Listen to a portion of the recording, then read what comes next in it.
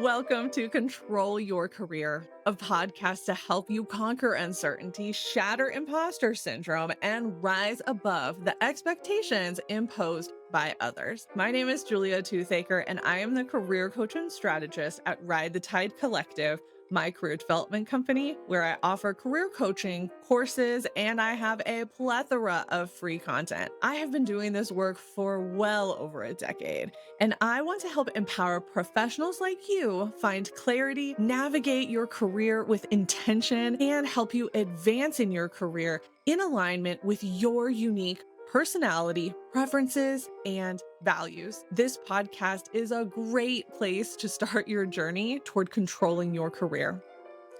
I'm bringing back the ever popular Recruiter's Perspective theme for season 11 with a new group of recruiters and talent acquisition professionals to help you understand the hiring process from their lens. We'll be digging into resume and interview tips, talking about how the ATS works, looking at the history of the job market, and we'll be tackling hot button topics in recruiting and hiring. This is going to be a season full of great advice, tips, and uncovering the truth about the hiring process from those who are on the front lines of hiring. Find this episode and more at ridethetidecollective.com and connect with me on LinkedIn, where I post career information and inspiration to help you control your career. Welcome, everyone. We are back for another episode, and you will notice I do not have a guest. Well, I guess if you're listening, you wouldn't really know, but this is going to be a solo episode where I do some recap of the last few episodes because there are some things that I really wanted to touch on that some of the recruiters said, but also I want to share some of what is coming up as well. So stay tuned for that. I will share at the end some of what we've got coming up for the rest of the season because I am very excited for these conversations. So today this episode really is a recap and then digging a little bit deeper into some topics that were talked about that maybe we didn't really have time to go that next level with. And then also just really answering some questions that I have seen on different platforms when I've posted content about the podcast. And I'm thinking that some people probably had some similar questions. And so I wanted to make sure to address that. And for those of you watching, I have notes because these first three episodes were so packed with information that I want to make sure that I am sharing everything as authentically as possible. So let's jump into this. Okay. So, first of all, I want to talk about this idea of debunking the hiring process. And I had this conversation pretty in depth with Oscar and Silvana from the first two episodes. And what I loved about them, they are frontline recruiters. And so they are really the ones that are receiving your resumes, doing a lot of the communication back and forth. And I want to really reiterate some of what they shared because we got some pushback on it. So, first, the ATS is not rejecting you, it's a filing cabinet, not a robot. And this came from Oscar in the first episode. And honestly, this has been a consistent narrative that I have heard from recruiters. It's a filing cabinet. Silvana said something similar in her episode as well. So this is not a situation where ATS is going this one, this one, this one. Now, to get a little bit deeper with it, what we did talk about was there are questions that are called qualifying questions, and those questions might be the things that are getting you auto rejected. And so essentially, they're putting in some qualifying questions to go, does this person match XYZ? So sometimes they are looking for a certain type of degree. There are certain fields where you need a specific degree, or they would prefer a specific degree or some type of certification or a certain number of years of experience. So if you are answering those questions truthfully and you don't fit what they're looking for, then you might see an auto rejection. However, it doesn't always mean that somebody isn't also looking at your resume. So you have to think about that as well. But what you really need to focus on, I think this goes more into what are you applying for? And we talked about this as well over both of those episodes and even a little bit in my episode with Lara. You have to be applying for the right positions. And I think what's happening right now, and I know I'm a little bit of a broken record with this, is people are getting desperate. They've been laid off, they've been without a job for months, in some cases over a year, and you're just applying to everything, right? The problem with that, I can guarantee you're not qualified for everything.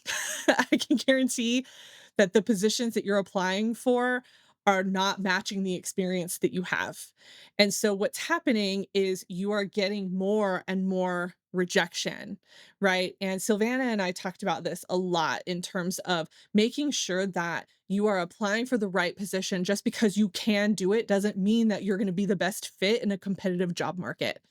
And so why put yourself forward if you don't have a connection to the company, you don't have somebody that can help you get through that process, right? You don't have somebody that's referring you in, and you don't have that one for one experience. So if a recruiter is having to make a lot of leaps to see the experience, this is not the job market to do that. There are other times when we're in an employee job market, when we're in a job seeker job market, when you can make some of those shifts when you don't have the exact experience. This ain't it right now. So really think about that as you are applying, and make sure that your experience, your titles, the content of your resume is really aligning with that job description. That is what they are looking for. Okay. All right, let's talk resume and interview tips. So I ask every recruiter what their resume tips are and what their interview tips are. Sometimes they're very similar, which I actually think is a good thing because it tells you this is the thing that they are looking for. But sometimes they are a little bit different. One thing that Sylvana shared that I thought was really good, because I see this all the time and I really don't like it. She said if you have a summary section at the top, which I'll be honest, I don't always recommend for my clients. It kind of depends on the situation. But if you have it, it needs to be in a bullet point format, not a paragraph. It's very hard to read a paragraph. Okay. And so I loved that she shared that. It just makes it easier for somebody to skim through and read. Also, I would add for that summary section, make sure that you are highlighting the best of the best. Okay, this isn't a place to highlight vague skills. This is a place to really show the change and the impact that you have made in positions that you have held. This is a common one, and Oscar and Lara shared this. Highlight outcomes, not tasks. This is one I hear all the time from recruiters, and yet people still are not doing that on their resume. I will say I do have a freebie that shows you how to write. I call it an accomplishment statement, but it shows you how to write a bullet point, shows you how to focus on those outcomes and not the task. So I'll make sure to link that in the blog post for this episode so that you can go and download it. And then I thought this was really important from Oscar. He talked about limiting your resume to relevant years. So I think this is really important, especially for people who have been around for a while. You're a little bit later in your career. We don't need a full history of the last 20 years of your career. Really, the last 10, maybe 15 if it's relevant. But really make sure that your resume is telling a story, but it's highlighting the best of the best and the most relevant to what you want to be doing next. One of the things that I loved, and this was predominantly on Lara's episode, we talked about behavioral interviewing. And this is something I know there's some controversy around it, but honestly, it's the most common method of interviewing and it's not going anywhere. And so she really went through behavioral interviewing and what she's looking for and how to be prepared. So that's something that if you're really interested in that, I would actually go back and listen to her full interview. I also actually have a couple of podcast episodes, and again, I'll link these in the blog post, that go a little bit more in depth with interviewing, and specifically behavioral interviewing and the STAR method, which is what we talked about. I know there are a lot of different kinds of methods. It doesn't matter which one you use, but it just helps you stay organized when you're talking. So I loved that she shared that. Similarly, Sylvana really went in depth with the tell me about yourself. And I know that that is a question that most people hate answering. And so, if that's something that you want a little bit more context with, absolutely check out her episode, episode 2 of this season. She talks about the present, past, future structure. I also have some episodes on that go a little bit deeper and also talk about different formats you can use for tell me about yourself. And so I'll make sure to again share those in the blog post. But I love that they brought this up because I think sometimes these are mechanics that you're not thinking about, right? You don't think about this all the time. How do I answer the tell me about yourself in an interview? That's not something that's going through your brain consistently. And so it's really great that they took time to explain some of these common questions that you might get in the interview process. Outside of that, I want to make sure that we talk about the interview process a little bit more in depth. First of all, if you are getting interviews right now, you're doing great. What that tells me is that your resume is reading well for the positions that you are getting interviews for. So, for example, I had a client last year who was trying to make a transition and was not getting interviews in the area that she wanted to transition to because she really didn't have enough direct experience in that field. She reverted her resume back to the field that she's been in and really kind of leaned into that, applied for positions in that area, and was getting interviews almost immediately. Now, is that where she wants to be? No, but we talked about that transition. This is a transition. And so using this next opportunity to help gain some of the skills, possibly move internally to get her to where she wants to be. So, what does that mean? If you are not getting interviews, honestly, some of it's the market. I'm going to be real about that. A lot of positions are really competitive. However, it could also be you're not applying for the right positions. So you want to make sure that you are really applying for something that matches your skill set. This is just the nature of where we're at right now in 2025.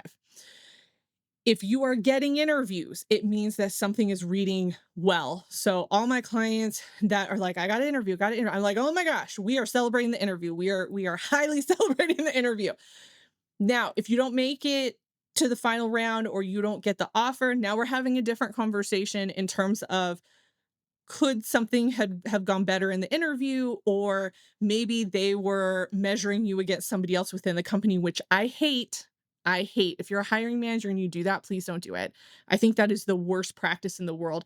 If you have an internal candidate, just hire them. Like, just promote them. Why are we comparing to people outside the company? All that does is give false hope, and that's not fair. So if you have somebody internally going for a position, just promote them. Just do it. But if that's the case, we do want to talk about what happened in the interview. Could you have answered something differently? Was there a point where it actually broke down? Because a lot of times you did fine in the interview. There isn't anything that happened. It just might be that somebody else had just that more experience than you did. When you get to the interview, you're qualified for the position. And that's what you have to remember. So it's like, yes, you need to talk about yourself. Yes, you need to have a conversation, and this is a getting to know you, but you are already qualified based on the content of your resume. And so now they're trying to gauge between you and other people who's going to be the best fit and maybe who has just that little extra that they're looking for that's going to align for this position. Okay. Julia here. Are you feeling stuck in your career, unsure of how to break through to the next level? I'm excited to share a transformative opportunity. The Career Advancement Intensive. It's a focused 1-day experience designed specifically for ambitious professionals ready to define their career path. In this immersive session, you'll work one on one with me to help you gain fresh insights into your professional strengths and uncover opportunities for growth.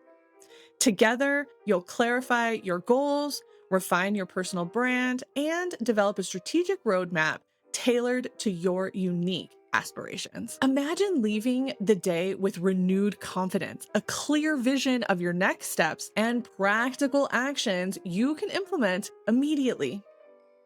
As a bonus, you'll receive additional resources, tools to enhance your resume, optimize your online presence, and deepen your understanding of what drives you professionally.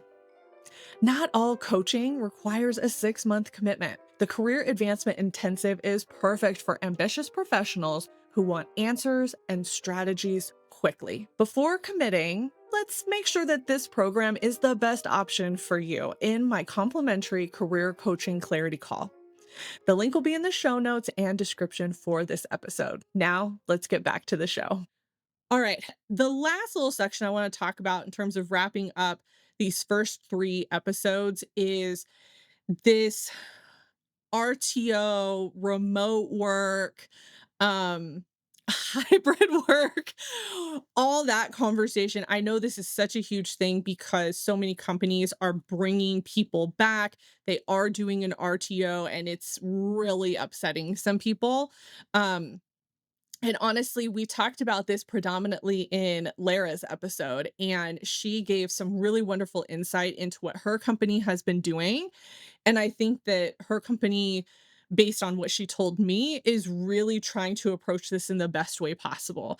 And so, one of the things that you want to think about when it comes to return to office, when it comes to hybrid work, when it comes to remote work, is when you are applying for the position, make sure that you are getting clarity on that. Obviously, if it's an in office position, you're going to be in office, but talk about flexibility. Ask about that. Ask, are there options for me to work from home if I need to or I want to? I know when I was working full time, and this was before all the, you know, remote work options became a thing, they wouldn't let me work from home, and the problem with that was I got more work done at home than I got in the office, and so about once a month, I always wanted to take a day to just power through things. And so the result of that ended up, because they wouldn't let me do it, I shut my door, blocked my calendar, and essentially did my remote work from my office, but I wouldn't see anybody. And the problem with that is, well, now it looks like I'm not open and I'm not, accepting of people. And I worked with students. And so it was like, why isn't she, talking to anybody? And it looked very shut off, but I had to focus. And I think that's part of the issue when we're talking about what works for everybody, and some people love to be in the office. I have a lot of friends and colleagues who love going into an office, and I love that for them. I don't. That's not how I work best. And I have a lot of clients. It's kind of 50-50 with my clients, but some want to be in the office, some want to work remote, some just want that flexibility. And I think that's the piece that we need to be getting to. So if you are applying for a position that says hybrid, remote, or something like that, honestly, every position at this point, you need to be asking about flexibility. You need to be asking about what the RTO expectations are. If it is a hybrid position, what are they going to do like in the future? Do they know if they're going to make everybody come back full time? So just asking those questions and making sure that you're getting the answers that you want. Um, the other thing I want to touch on from Lara's episode was notice periods. And so a notice period is essentially the notice that you give when you are transitioning to another position. So you're essentially quitting your position, going somewhere else. Um, in Europe, those are very different. This was actually new to me. Most of my clients are working in the US, and if they are in Europe, they know all those things. So it's not something I really deal with. But this was something that I think is really good for people to know who might want to move to another country. they have different hiring expectations. Their contracts look different. So you want to make sure that you understand that moving forward. Now, going into the next episodes and the rest of the season, one of the things that I did in response to this, because I wanted to understand global hiring and recruiting and hiring outside of the US specifically, I am going to have on a recruiter who has recruited in multiple countries within Europe. So this was something that I really wanted this perspective. Um, Not only for people internationally, I do have some international clients, but also just for people in the US to understand what is different so that if you want to make that move or you're considering that move, you have a little bit more context for what other countries expectations might be when it comes to the hiring process and what is different about their hiring process. Okay. Along with that, we have some very exciting episodes. One is going to be touching on DEI and some of the initiatives that, not initiatives, I'm sorry, the executive order that came out earlier this year. Um, that's a conversation I'm having with a really good friend of mine, and we are going to go deep and we are going to unpack it. So if that is something that you are interested in, definitely make sure that you subscribe to the podcast, subscribe on YouTube so that you can see when that episode comes out. I have a couple more episodes scheduled. One, we are going to be talking about time away from work and being a parent, being a mom, and kind of that transition back into work and some of the challenges and struggles with that. I'm very excited about that conversation because I think it's one that not a lot of people are willing to have, and my guest is willing to have it. And so I'm so excited that we have that. I'm also going to be talking about skills based hiring. This is something that I think is becoming a lot more common. And so we'll kind of dig into that and have some conversations around what that looks like and how you can prepare when you have different interviews and hiring processes that are really skills based. And then we've got a couple other episodes, and honestly, I'm going to keep them under wraps for right now. They'll be coming out soon. So definitely stay connected. Make sure that you are subscribed to the podcast.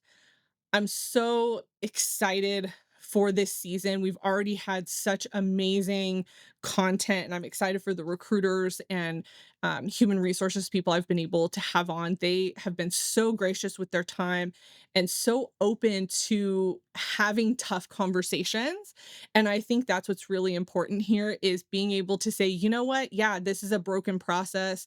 Being able to say, this isn't ideal and not everybody is in this situation and XYZ. So, one of the things that I want to leave you with on this really quick episode is to remember that not all recruiters are the same.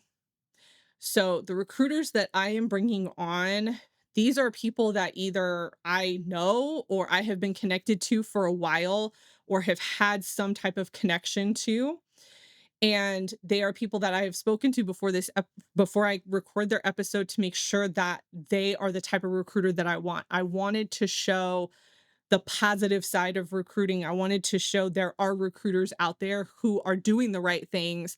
They're in it. They are advocating for people.